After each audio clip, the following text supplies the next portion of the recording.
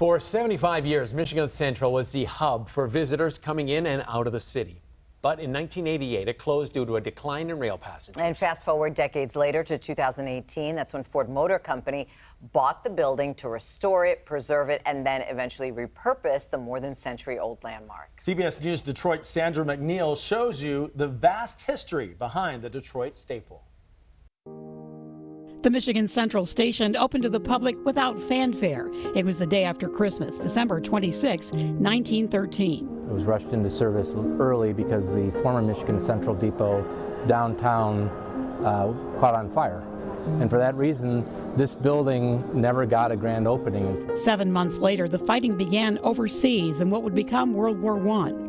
But back home in Detroit, people were starting to flock to Detroit in droves to come work in the auto factories.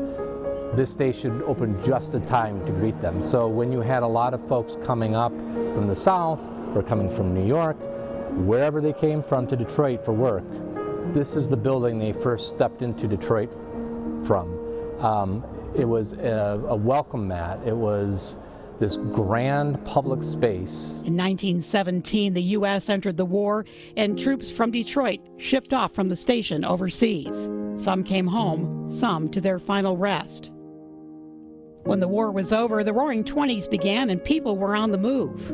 And so the streetcars would come in off Michigan Avenue and then drop folks off on the east side of the building. And so for many, that was the main entrance that they walked into. They walked down through the retail arcade and then step up to this ticket counter here to buy their tickets. There were even some big stars that came through the station. There was a day when Charlie Chaplin and Herbert Hoover arrived on the same train from New York.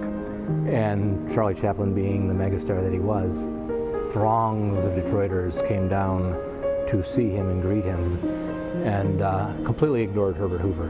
Next, there was the Great Depression. People couldn't afford gas, so they hopped back on the train. Combined with World War II, passengers at the station hit their peak, some 4,000 a day. This building was at the center of so much for so many people who have called Detroit home. And like now, for the first time in more than 30 years, almost 40, it's back for the people of Detroit to use again. Sandra McNeil for CBS News, Detroit.